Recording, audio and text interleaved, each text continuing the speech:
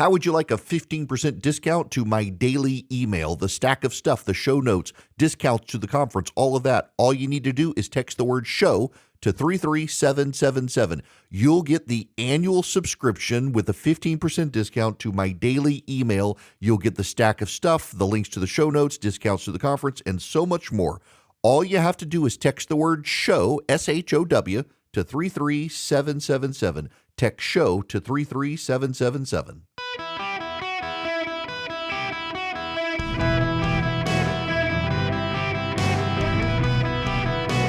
Welcome to the Eric Erickson Show podcast, Hour 3. Greetings, conversationalists. It's Eric Erickson here across the United States. The phone number is 877-973-7425. We're still in a government shutdown, even if you don't know it. Democrats are trying to figure out how to now get out of it. Republicans are telling them just vote to reopen it. And maybe they will vote to reopen it. We will see.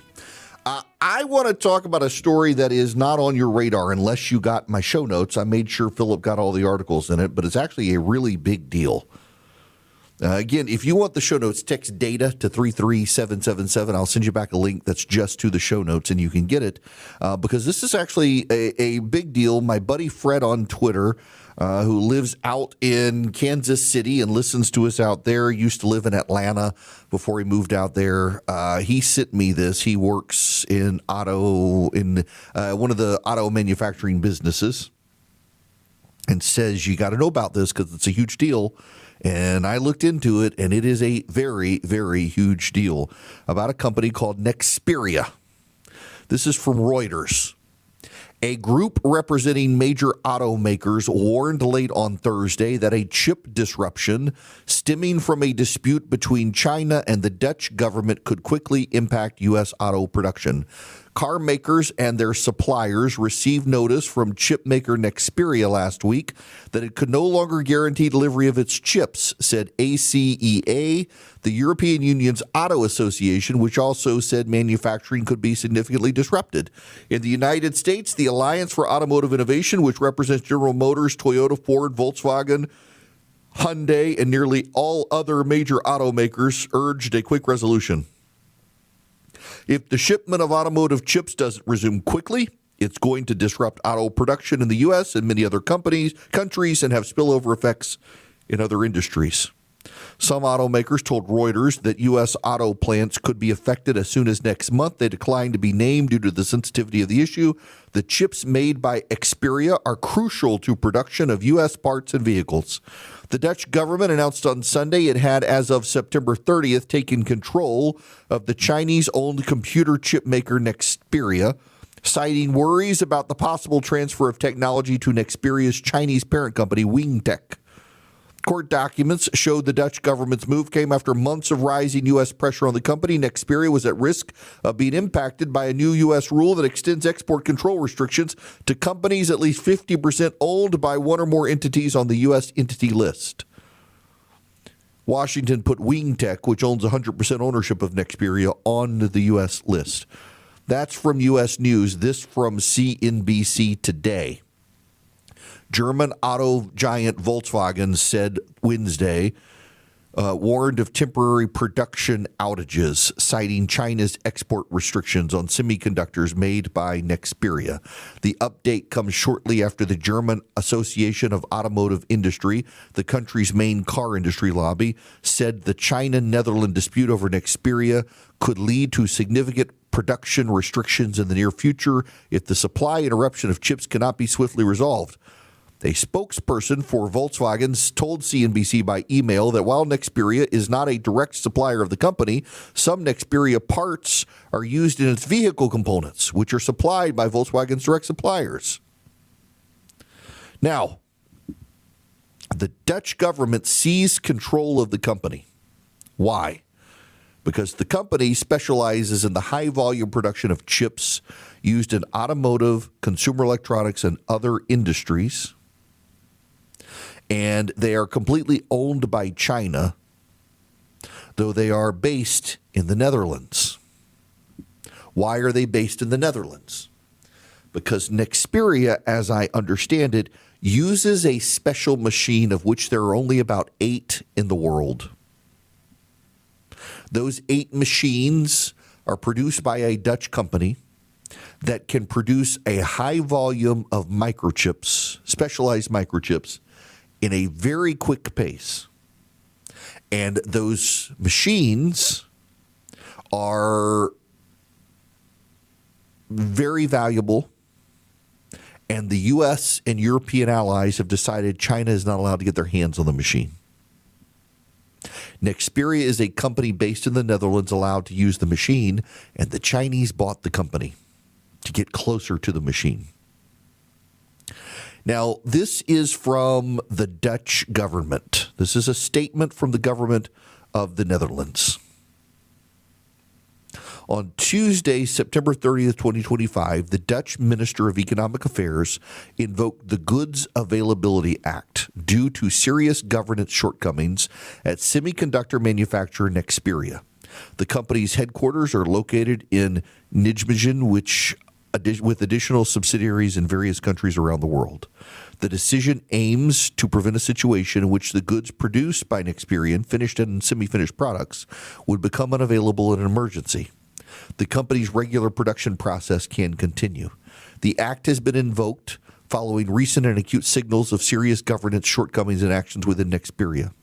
These signals pose a threat to the continuity and safeguarding on Dutch and European soil of crucial technological knowledge and capabilities. Losing these capabilities could pose a risk to Dutch and European economic security. Nexperia produces, among other things, chips used in the European automotive industry and in consumer electronics. This measure is intended to mitigate that risk. What's going on here? China completely owns this company. This company uses a technology the Europeans and the Americans have decided must be kept from China. So the Chinese have been using their leverage of the company to restrict access to its chips, to build pressure on the Americans and the Europeans to allow the Chinese access to the machinery that its own company uses. See, the Chinese are better at stealing other people's intellectual property than creating their own. And they always have been. They're a nation of thieves. They're a nation that lacks originality because they're communists. Communists lack originality, so they steal the ideas of others. The machine used by this company is not allowed in China. China wants the machine in China because China wants to be able to get its hands on it and build its own machines. So the Chinese are leveraging the global supply of computer chips in the automotive industry in order to get it. Now, just think about this. These are the advantages China has to a degree, that the Chinese are able to restrict the flow of information. The Chinese are able to build out technical capacity around the world. The Chinese are able to restrict the flow of rare earth minerals and do other things because they work hand in glove with environmentalists in the West to restrict the West's capacity to grow and innovate. You see, many of the environmental groups and the anti-Western groups that are in the West are funded by the Chinese in the same way the Soviets used to fund them. And so many of the environmentalists in this country who are demanding that we switch everything to solar power, that reminds me, if you're in Georgia, vote for the Public Service Commission incumbents. There's an election because the opponents, the communists running, actually want to boost solar power in Georgia. Where does the solar power come from? China. The Chinese government is funding environmentalists and progressive activists in the United States to push us towards solar power. And I'm not making that up. And why? Because China controls the solar power production in the planet. There are companies in this country that do make solar panels, but the Chinese control most of it. And many of the rare earth minerals that go into even the solar panels that are produced in this country, the rare earth minerals come from the Chinese companies because the Chinese went around the world and they bought up mines. And then they funded environmentalists in this country to prevent us from digging the rare earth minerals. We actually in this country, I don't know if you know this or not, but in the United States, we are very blessed.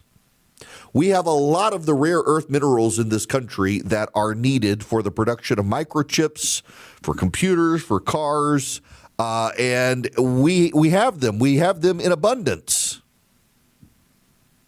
What are the rare earth minerals? There are 17 of them used in technology for electronics, magnets, and batteries. Some of them are actually not particularly rare, but they're difficult to mine because they're not found in high concentrations anywhere. What are the rare earth minerals? Scandium, lanthanum, samarium, europium, ludium, erbium, promethium, thulium, gadolinium, terbium, cerium, neodymium. I know what neodymium is. That's for the magnets. Ytterbium. Some of these I don't even know, and I'm pretty good on the periodic table, but these are different isotopes. It's a chemical element. Atomic number 61 for promethium. All of its isotopes are reactive. It is extremely rare. There are only about 600 to 500 grams naturally occurring in Earth's crust at any given time. It's one of only two radioactive elements that are both preceded and followed in the periodic table by elements with stable forms. Technetium is the other one. Chemically, promethium is a lanthanide. It shows only one stable oxidation state of +3. That doesn't matter to you. What do you use them in? Luminous paint and atomic batteries. You can use promethium in fission generation. And you know what? We have it here in the United States. We have it here. And we're just not allowed to drill it or mine it because of the environmentalist concerns. Ironically, China now says that the U.S. and Australia should play a proactive role to bolster rare earth mineral supply chains in the country instead of blaming China. But then the Chinese use Western environmentalists to prevent us from actually extracting the rare earth minerals. And now the Chinese are trying to get a chip manufacturing machine into China that the Dutch won't allow them. And so what the Chinese have done, simply turned the machine off and said, if we can't have it, you can't have it. And that machine makes all sorts of chips for automotive companies. This is going to be a real problem. The Chinese are now looking to use their leverage globally and their capacities globally to shut down auto manufacturing, to shut down power generation in the West, to shut down weapons development and technology development in the West. They're trying to leverage their clout to shut down the Western world. This comes at a time where today, for example, the Chinese are acknowledging that their economy has slowed more than they originally thought. They couldn't keep the lie going that China's economy was roaring because too many companies around the world are starting to see the signs of the Chinese Communist Party impacting the Chinese economy. So what is their solution in China? Restrict controls and drive up prices and use environmental lobbyist groups in the United States and Western Europe to shut down our internal capacities to do these things. And the West needs to get a clue as to what's happening. The Chinese are our enemies. They are not our trading partners. It's good that the Dutch government has gotten involved in this chip issue. It is bad that China controls this one company, which has a monopolistic coverage of chip manufacturing for automotive companies, and that needs to change. And that's going to take the Western world recognizing that China is actually our enemy and stop playing nice with the Chinese Communist Party. By the way, there are undercurrents in China. There's something going on with the military there. Xi Jinping is working overtime to oust prominent members of the military. There was a rumor in China about a month ago that there may be a coup afoot against Xi Jinping from the Politburo. He's now ousting people from the Politburo, which gives legitimacy to the claim. His stranglehold on China is weak right now, and the United States and Europe need to start thinking creatively about applying pressure to get him out of power. Him out of power would actually diffuse a lot of the situations we're dealing with China, because he alone is the guy who really wants to invade Taiwan and China. Get rid of him, things calm down. Y'all, I have been waiting to tell you about Cove Pure. I'm so excited. So, I moved my radio show and podcast out of my house to a studio, and I'm in a big corporate building, and you don't really trust the water out of the pipes. Cove Pure is the fix. They've got clear wave technology. It removes 99.9% of contaminants, lead, PFAs, pharmaceuticals, you name it. I've got one in my office, and I finally have stopped buying bottles of water thanks to Cove Pure. There's no need to call a plumber or drill any holes. I was able to do it. You just plug it in on your countertop. You set the temperature you want on the touchscreen. It tastes like water. That is, it doesn't have a taste. It's fantastic. Take back control of your family's health and drink water the way it's meant to be. Go to covepure.com/Eric right now. Get $200 off while supplies last. That's covepure.com/ERICK. covepure.com/Eric. Get $200 off. covepure.com/Eric. There is some breaking news. The United States has carried out its 8th strike on an alleged drug vessel in the Eastern Pacific this time. Interesting. The U.S. military carried out another strike on a suspected drug vessel in the Eastern Pacific, according to the Secretary of Defense, Pete Hegseth. This is from Fox News. The strike Tuesday against a boat allegedly carrying drugs is the 8th conducted by the Trump administration. Quote, yesterday, at the direction of President Trump, the Department of Defense conducted a lethal kinetic strike on a vessel being operated by a designated terrorist organization and conducting narco trafficking in the Eastern Pacific. The vessel was known by our intelligence to be involved in illicit narcotics smuggling, was transiting along a known narco trafficking transit route and carrying narcotics, Hegseth said. There were 2 narco-terrorists aboard the vessel during the strike, which was conducted in international waters. Both terrorists were killed. No U.S. forces were harmed in the strike. Earlier this week, Hegseth announced that 3 alleged narco-terrorists were killed in a strike on a drug smuggling vessel affiliated with Colombia's National Liberation Army. The lethal kinetic strike happened Friday in international waters at the direction of President Trump, Hegseth wrote in a post on X. The vessel was known by our intelligence to be involved in illegal narcotic smuggling. So there you have it. Another boat blown up, this time in the Pacific, running up the western seaboard of the United States from Mexico, blown up. So we got a Colombian one, we got a Mexican one, we've got multiple Venezuelan ones, and it continues to expand. Now, an interesting escalation there. I'm sure the Democrats will complain. Hillsdale College would like for you to take one of their classes for free. So you see what Hillsdale's all about, why it's now harder to get into Hillsdale than Harvard. True story.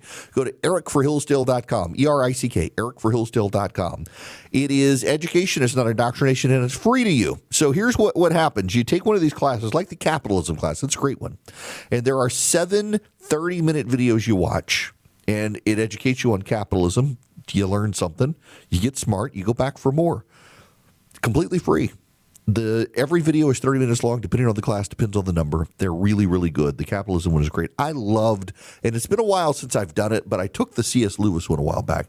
And again, there's no charge. You get a certificate of completion when you're done from Hillsdale, and it's just good education. It's ericforhillsdale.com, ERICK, ericforhillsdale.com. You sign up with Hillsdale College. You got 40 classes to choose from economics to history to math to chemistry to political science and philosophy to literature. There's so much there. ericforhillsdale.com, ERICK, ericforhillsdale.com. Sign up today. When we come back, they're starting to rebuild from the Palisades fire in Southern California, and they can't. There's not a single house that's been built. And now the gas company is announcing something like $50,000 just for a gas hookup to try to deny you one. Greetings, welcome. Eric Erickson here. The phone number 877-973-7425. I got an email from a listener. Why have you not talked about the White House ballroom? If you text Eric, E-R-I-C-K, to 33777, you can get the live stream and the podcast, and you can go back and listen to the second segment of the first hour of today, where I shared my thoughts. I did talk about it. You know, one of the frustrations, in all honesty, one of the frustrations with doing the show, it's a good thing, but it's a bad thing, is I'm pretty timely with what I cover. And inevitably, I get people who are upset that I haven't talked about something, and I actually talked about it before it was even on their radar. And then they're like, why didn't you talk about this topic? Well, I talked about it last week or even earlier in the show. You got to keep up. This is why live radio is good, and you should listen live every day, because by the time you get to the podcast, the information is outdated. Live radio still matters in this world. Now, we must talk about California. I don't really want to talk about California, but we got to talk about California, because in California, it's kind of bizarre what's going on out there. The Palisades fire. They arrested a man for starting the fire that took out so much of Los Angeles. You'll recall that horrific fire, burning houses all the way down to the beach. A water reservoir was not filled. The mayor of Los Angeles was in Africa for an inauguration of some leader in Africa and had to come home and left the city in the care of someone who was not quite competent.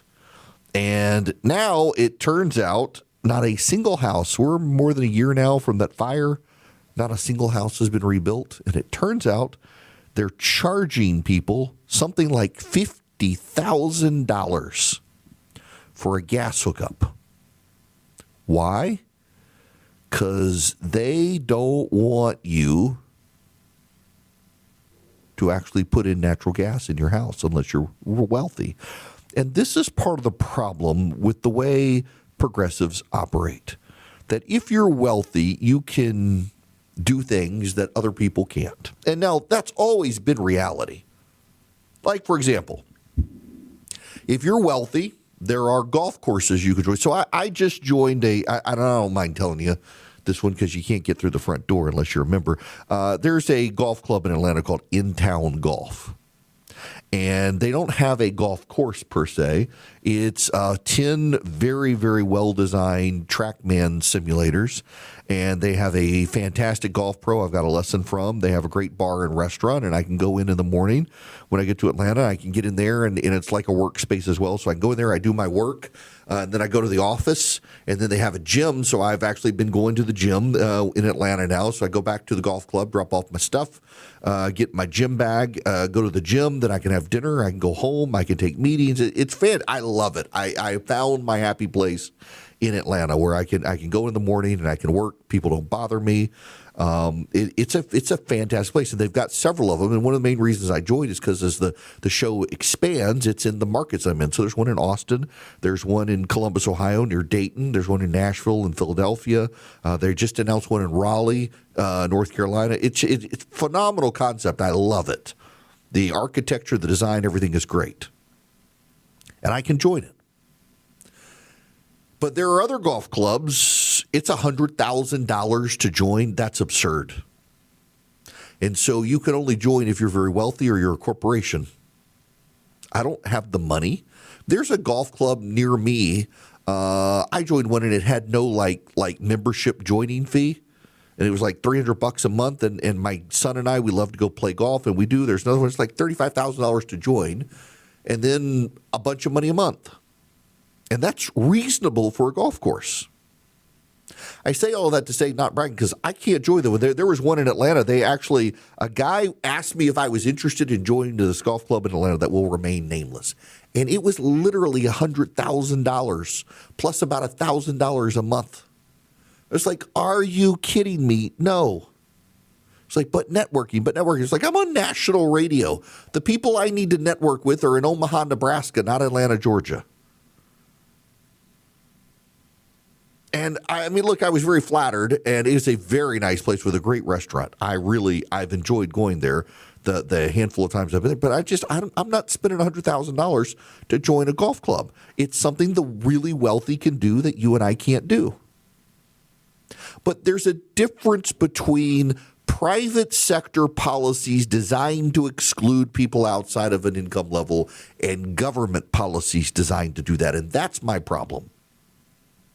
When the government structures policies that are designed to punish the poor and the middle class but allow the wealthy access to things, I have a real problem with that. And that's the way so much of progressivism works these days. Alex Soros and George Soros and Bill Gates and all these other wealthy people of the left can live a life you and I cannot live. And in fact, they put up obstacles to you and me being able to ever get to their level. Not that I expect any of us to be billionaires one day, but you know what I mean. They put up all sorts of obstacles in the places they go and the things they do, and they think they're all about equity and egalitarianism, and they're not giving us equitable memberships to their golf clubs or to their private clubs that they go to in New York City. They don't want that. They want places where they can exclude you and me. And they want the government in many cases to do those things like gas hookups. The left has been waging war in this country against natural gas. I don't have natural gas at my home. I wish I did. My wife doesn't actually like cooking on natural gas. It's just not something she grew up with. I like cooking on natural gas. I like cooking on propane. But we have an induction stove in our house, and I actually love the induction stove because it heats up faster than natural gas. But the reason like chefs like induction and natural gas, just so you understand, is if you use an electric stove, and probably most of you have an electric stove, the coils heat up. When you turn your burner from high to low, the energy and heat are still in the electric coils, and so it's not as easy to regulate the heat. With an induction burner or a gas burner, when you turn it from high to low, it's an immediate effect. That's why chefs like gas, because they can do things and they can also charge things that you can't charge on an induction stove. I like the induction stove because, like, for example, I've got on my stove, I like to melt chocolate for things when I'm making desserts and stuff. And there's a burner I can set a button. It's the melt button. It's lower than simmer, and it is enough heat to melt chocolate, but without ever scorching. So I literally can put bars of chocolate in a pot, hit the melt button, and walk away for an hour and come back, and the chocolate's perfectly melted. I've done no stirring. I've done nothing, and I love induction. I'm a big fan of induction, but I love gas too. And if you're a wealthy person in Los Angeles, you're going to be able to have a gas stove. Your caterer will be able to come in for your parties. You know, I was talking to my buddy Vince Longo the other day. We were talking about kitchens, and the trend among wealthy people is to have a catering kitchen. Have y'all heard about this? Wealthy people have a kitchen that they don't actually use, but it looks like a kitchen. But behind the kitchen, they have a catering kitchen that their cooks and their servants and their caterers use. Blows my mind. Why don't you cook for the people instead of having a caterer come in? You pretentious snob, but nonetheless, that's what the wealthy get to do because they're wealthy. And they're going to be able to get the hookup in Southern California for natural gas for their freaking catering kitchen, and you're not going to if you're in the middle class by government design. The environmentalists have insisted that it be so, and time again we do this. The progressives are able to get around the low-flow showerheads. Why? Because they can afford to pay the penalty to get the wider pipes to boost the water into their bathroom for the multiple shower heads. So they're still all low flow, but they got multiple shower heads where you just get one. I want a car wash for a shower one day. Now there's this. Residential policyholders around California could be paying several $100 million to help cover the cost of claims arising out of the firestorms in Los Angeles County. Multiple insurers, including State Farm General, the largest in California, have received approval from the Department of Insurance to charge their customers for a portion of a $1 billion assessment they were hit with due to the financial problems of the state's insurer of last resort. Surcharges that have been approved for some large insurers so far total more than $150 million, with the average surcharge for a standard homeowner's policy around $50 depending on the carrier. The charge can be more or less according to the size of the premium and is split into monthly payments that can be spread over 2 years.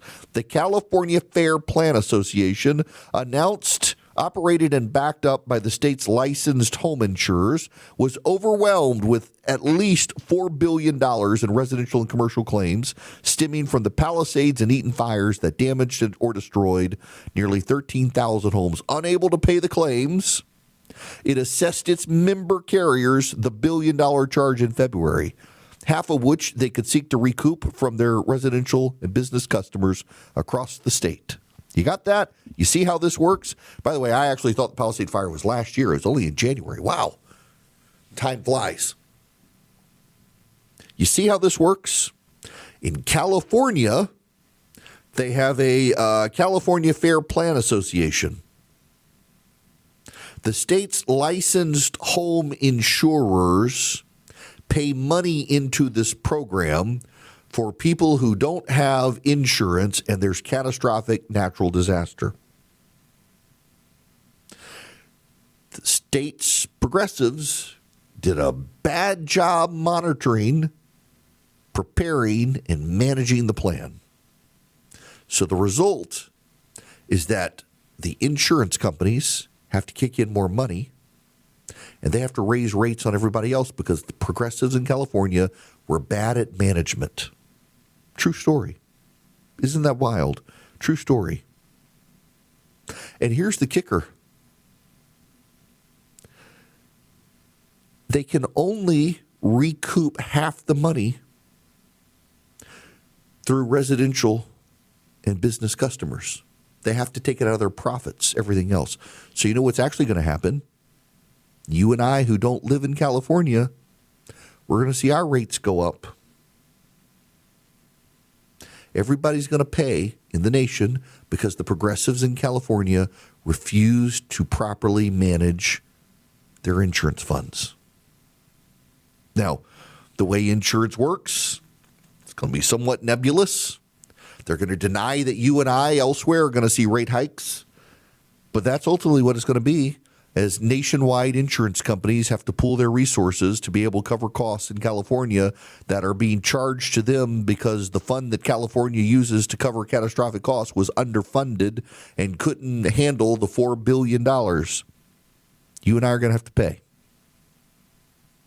But then the people who want to build their houses, they're going to have to pay exorbitant costs to put the house back the way it was. Not even a new house, not even an expanded house. The house they had, even if they make cuts to it, they're going to pay more for it, not just because of inflation, thanks to Joe Biden's economy, but because in California, the regulators are charging so much, even to clean the land, but then to put in gas, to put back in water, all of those things. They're going to drive out the poor and the middle class, and the wealthy are going to have bigger homes on bigger lots because you and I would have to sell our property. We wouldn't be able to rebuild. This is the nature of progressivism. It's why so many rich people love communism. Trust funders, they love it. They never had to work a day in their life. They live off mommy and daddy's money. They don't know what it's like to work. They don't really work. They work for charity. They work for some family foundation or something. They don't know what it's like. And they're okay with the higher rates and the higher costs because, gosh darn it, they just love the world and want to save the world, and they want to help you, and they don't realize what it's like for you. They've never walked in your shoes. They've never been poor. They've never been middle class. They've never struggled. And they'll get their gas stove, and they'll get their home rebuilt. And the poor and the middle class in California, they won't. They'll have to move. The house with all their memories in it is gone. And the land on which it stands, which is theirs, they're going to have to sell that land to be able to rebuild because the progressives in California have priced them out of being able to rebuild their home because the progressives love them so much. After all, it's for your own good. Welcome back. It is Eric Erickson here across the nation. Okay, so the White House, the ballroom, it looks like progressives are already trying to make it a litmus test for their presidential candidates. Will you promise to tear down Trump's ballroom? How many litmus tests are they going to have? Will you promise to tear down the Trump ballroom? Donald Trump is building his gaudy ballroom at the White House. He has every right to do it. Other presidents have added additions to the White House. The East Wing was an addition by FDR, as I said earlier. And if he wants to put in the gaudy ballroom, he can. I personally think it's gaudy. It's disproportionate to the House, is not needed. And the White House, I kind of like it as an intimate home. It is a house. It's not a palace. But he has every right to do it, whether I like it or not. What I find funny is the left is now essentially declaring it's going to be a litmus test for 2028. Democratic presidential candidates are going to have to commit to tearing it down. Think of all the litmus tests the Democrats have. You got to support boys and girls bathrooms. You have to support health care for illegal aliens. You have to support abortion on demand. You now have to support tearing down the ballroom at the White House. But you don't have to hate the Nazis if they're Democrats. That's not a litmus test at all. If it's Republican Nazis, they're bad. Democratic Nazis, they're okay. The main Kampf candidate with his Nazi tattoo. You can support killing candidates and their children. If you're a candidate for attorney general in Virginia and you're a Democrat, the Democrats don't care about that. No litmus test there. It is kind of wild what's a litmus test and what's not. Nazis are okay. People who dream about murdering others are okay. But if you're okay leaving a building in its place that Trump built, that's not okay. You got to tear it down. If you're allowing kids to live, that's not okay. You got to support killing kids. It's the litmus tests of the progressive left. These people's brains are broken.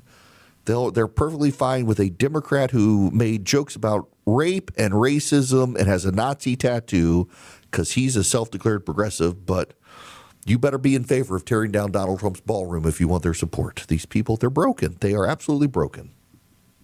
Now, I got to tell you about Swiss America. Here at the end of the show, they've been warning people about a secret war on cash.